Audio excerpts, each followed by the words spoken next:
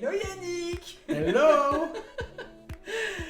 Alors aujourd'hui, la question c'est comment est-ce que tu deals avec tes peurs? Ok, je savais pas qu'on pouvait dealer avec les cœurs. Oh là, Avec les c'est cœurs. rigolo. Oh, Avec les peurs. bourreau des cœurs. Non, pas du tout. Ok, dealer avec les peurs. Ouais. Comment on gère, c'est ça?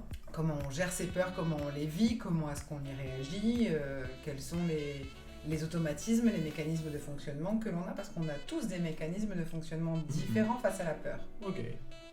On le voit beaucoup d'ailleurs en ce moment, sans rentrer dans les débats polémiques, on voit qu'il y a des gens, par peur de quelque chose, eh ben, ils vont aller jusqu'au bout, ils vont s'en débarrasser et après ils oublient. Et il y a ceux qui au contraire vont rester complètement paralysés. Donc ça, c'est une façon de, pas forcément de dealer, c'est peut-être pas le mot exact, dealer avec ses peurs, mais c'est de comment est-ce qu'on se débarrasse de la peur, comment est-ce qu'on sort de cette espèce de cage qui nous enferme ou qui nous emmure carrément. Ok. En fait, j'observe pas mal les personnes. Et en général, quand ils ont peur, ils font très souvent un transfert. C'est-à-dire qu'ils vont te parler avec leur peur. Par exemple, ils vont te dire « Ah, vous n'êtes pas la bonne caisse, veuillez retirer vos affaires, vous n'êtes pas à la bonne place. » Elle a peur de perdre sa place, c'est ça? Elle a peur de perdre sa place, elle est plutôt en mode rejet, et voilà quoi. Donc en fait, je pense qu'il y a beaucoup de gens, donc tu expliqueras aussi leur réaction, comment ils fonctionnent face à la peur. Ça dépend des personnes, mais certains ne peuvent pas la gérer.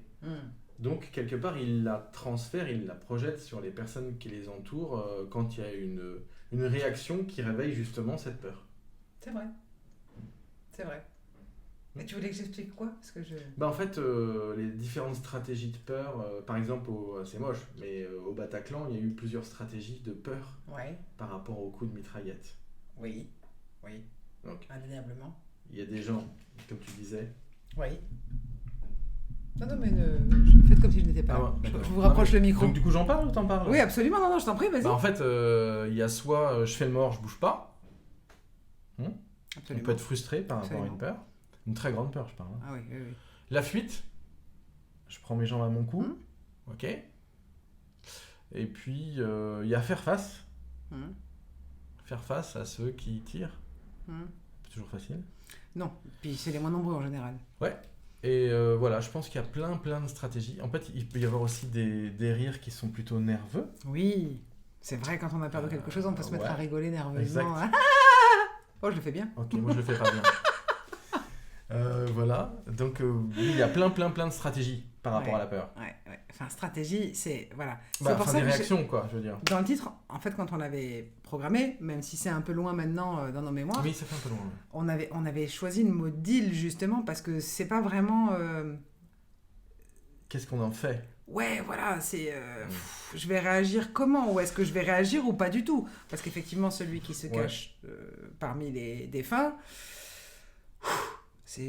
Pour moi, ça serait chaud. J'aurais plus tendance à partir en courant ou à faire front au truc. J'ai besoin de passer à l'action parce que c'est mon tempérament. Moi, je pense que j'ai l'adrénaline qui monte.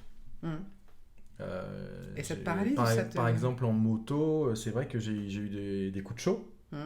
Et du coup, ça me fait speeder en fait. Ça augmente le rythme cardiaque, j'ai l'adrénaline. Oui, puis je me mets en mode, voilà quoi, je dois m'en sortir. Donc voilà, pour un évitement de bagnole ou des choses comme ça, du coup, c'est comme si qu'il y avait une sorte d'instinct qui se mettait en place et je me mets peut-être en mode survie, voilà, et du coup, j'ai plus d'adrénaline qui monte. Forcément. Ouais. Forcément. Donc voilà, en fait, la question aujourd'hui, le sujet, c'est quel est ton deal avec tes peurs? Comment est-ce que tu gères tes inquiétudes? Parce que les inquiétudes, ça peut être aussi des peurs. La peur d'une séparation, la peur d'un divorce, la peur d'un déménagement, la peur d'un nouvel enfant, la peur de... Il y a plein de choses qui peuvent nous faire peur finalement. Et c'est reprendre aussi conscience du fait que tant qu'on est dans cette espèce de cage de pensée qui s'appelle la peur, eh bien, la plupart du temps, ou on va trop vite en besogne et du coup on dit je m'en débarrasse parce que ça me fait peur et on verra bien plus tard. Ou alors on se dit, comme j'ai tellement peur, je vais pas bouger. Et donc finalement, il se passe pas de bonnes choses parce soit on fait quelque chose et on part déjà perdant, donc psychologiquement on a déjà créé l'échec avant d'entreprendre quoi que ce soit. Soit à l'inverse, on est déjà en échec parce qu'on fait rien et qu'on démarre pas. Donc il y a un petit peu tout ça. Et l'idée, c'est vraiment aujourd'hui de savoir, vous, qu'est-ce qui peut vous faire peur réellement et qu'est-ce qui vous immobilise, qu'est-ce qui vous fige ou qu'est-ce qui vous porte. Parce que des fois, le fait d'avoir peur, de dire j'ai peur de pas y arriver ce mois-ci ou machin, enfin, même des peurs qui peuvent sembler anodines, ça peut être aussi une forme de boost, de dire derrière, c'est le coup de pied au derrière. Oui. Quelle est la petite fiole magique que tu proposes aux gens quand il y a eu une grosse émotion, une grosse peur et qui était depuis très longtemps utilisée, parce que je ne sais pas encore, dans la police anglaise, quand il y a une forte émotion, un accident, des choses comme ça. Une forte émotion ou même une contrariété, le rescue, qui est en fait un mélange de fleurs de bac qui se trouve en pharmacie. Alors ça existe en pommade, ça existe en gélule, ça existe en spray, ça existe en gouttes. Et donc effectivement, la garde britannique et la police Scotland Yard, ils en ont tous sur eux. Au cas où mamie ferait un malaise, je parle de la reine d'Angleterre, pardonnez-moi madame, je rigole.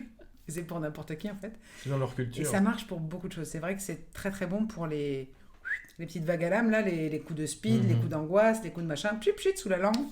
Et ça apaise énormément. Oui, ça c'est une bonne chose. Après, ça c'est une technique qui vient de l'extérieur. Complètement. Donc, c'est une aide. Ce n'est pas une gestion. C'est une petite béquillette. Ok ? Oui, ok. Voilà. C'est une petite béquillette. Exactement. Dans les bouchons, on prend un coup de speed, on se fait insulter par le mec à côté qui dit que c'est la gueule. Bon, voilà, on peut avoir un petit coup de speed, avoir peur, on se met un petit coup de rescue et ça va mieux. Pour autant. Pas trop de rescue parce que je crois qu'il y a de l'alcool dedans. Hein. Oui, il y a de l'alcool dedans, je crois que. Qu'est-ce que c'est pour faire se contrôler après. Ah ouais, je sais plus ce que c'est qu'il y a dedans. Bon, bref. Je pense que ça doit être un genre de whisky. Hein. C'est possible. Je me rappelle plus. Pas de cognac ? Je ne sais plus. Je vous le dirai. Mais voilà. Et en fait, ce qui est important de comprendre, c'est que il n'y a rien de mieux que de prendre quelques minutes et de se poser. Alors oui, non, mais on ne peut pas toujours le faire. C'est faux. Si on veut, on peut s'arrêter, on peut garer la voiture, même en voiture, c'est vrai. Et se poser 5 minutes, fermer les verrous de la voiture et faire « Ok, je redescends au calme, je me détends, ça n'était pas grave, ça n'était pas dramatique. » Voilà, on peut s'apaiser rapidement. Après, c'est une gymnastique qu'il faut être habitué à faire. Peut-être avoir la faculté de changer d'idée, de ne pas rester sur cet événement. C'est ça. Se mettre focus sur quelque chose qui nous apporte de la joie. C'est-à-dire que tout de suite, de la même façon qu'on pratique un exercice de gratitude en allant chercher des moments qui nous font générer justement de la gratitude, eh bien, on a aussi cette faculté d'aller chercher à un moment où on n'est pas bien, de dire je vais essayer de penser à un truc qui me fait du bien parce que ça va changer. Ou d'écouter une musique qui va me faire du bien parce qu'elle est entraînante et qu'elle a un rythme qui me plaît. Ou méditer, ou écouter une fréquence alpha, theta, peu importe. Voilà. Il y a plein de solutions. Quelle est la leur ? Quelle est la vôtre ? C'est ça. Quelle est votre solution pour retrouver le calme et comment est-ce que vous dealez avec vos peurs ? Donc hashtag peur ou hashtag deal. Soit vous êtes coincé dans les peurs et vous nous mettez hashtag peur. Et si vous arrivez à dealer avec, eh ben vous nous mettez hashtag deal et vous nous expliquez comment vous dealez. D'accord. Ça marche ? Oui, c'est très bien. Ça roule ? Ok, on fait comme ça. Oui. Bonne soirée à tout le monde. Bye bye beautiful bonjour, people. Pour une fois, c'est moi qui l'ai dit. Ah bah c'est très bien. Je t'ai piqué le mot de la fin. Bonne soirée. Lâchez les chevaux.